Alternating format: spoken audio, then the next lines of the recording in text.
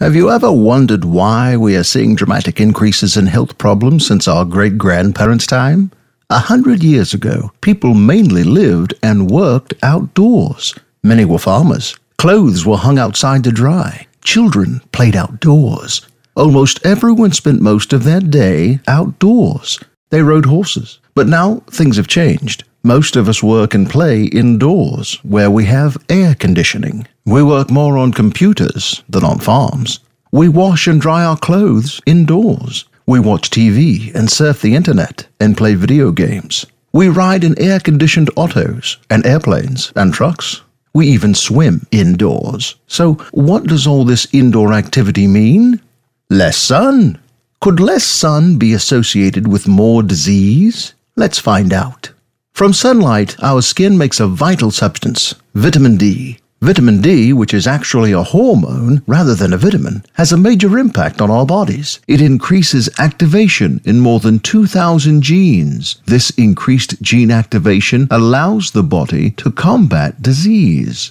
In fact, over 5,000 scientific studies have shown the clear association of vitamin D deficiency with more than 100 diseases and health problems, most of which have seen dramatic increases over the past 50 years. These include some of the big ones: cancer, diabetes, osteoporosis, Alzheimer's, multiple sclerosis, obesity, and heart disease. Even rickets, which supposedly had gone away 80 years ago, has reappeared. Are you at risk for these diseases? Do you get enough vitamin D? Probably not. More than 9 out of 10 people worldwide don't get enough vitamin D. Ask yourself, do you spend a lot of time indoors? Do you wear sunscreen or protective clothing when you go outdoors? Many people think that 10 minutes outdoors is enough to get all the vitamin D they need from the sun. But the fact is, for most people, that unless you spend a fair amount of time outdoors every day in full sun with minimal clothing and no sunscreen, you aren't getting enough vitamin D to protect against disease. You need to stay in the sun for 3 hours if you are standing up in a short-sleeved shirt, 20 minutes if you are lying down in a bathing suit. Even food no longer provides as much vitamin D as it did 100 years ago. For example, in 1900, pie crust was made with lard from pigs raised outdoors. Back then, just one piece of a double crust pie provided 2,000 international units of vitamin D. Today, pie crust is made from vegetable oil or shortening. How much vitamin D? 0. The good news is, you don't need sunlight or lard from pigs raised outdoors in order to get your vitamin D. A simple supplement can provide all you need to prevent or even treat serious disease. But how do you find out if you have enough vitamin D? You can, of course, have a blood test. A reading of at least 40 nanograms per milliliter or 100 nanomoles per liter is optimal. Or you can do a quick, easy test on yourself. Just press hard on each of your shin bones, and then on your sternum, the bone in your chest between your lowest ribs. Did at least 2 of them hurt? Sore bones is an indication that you are probably very deficient.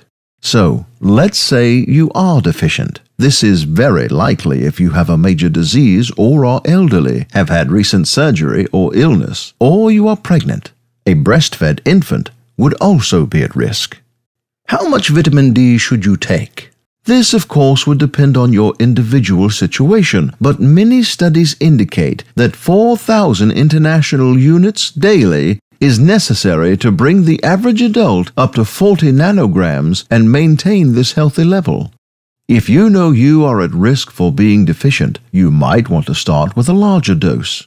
You may also want to take more than 4,000 international units of vitamin D daily if you are elderly, obese, or plan soon to get pregnant or have surgery. You should start feeling noticeably healthier and more energetic within a few days to weeks. Are people starting to notice the benefits of vitamin D? You bet. When one doctor raised all of his patients' levels to 80 nanograms or 200 nanomoles, he noticed that no matter their age or health condition, their average of 4 office visits per year dropped down to 1 visit.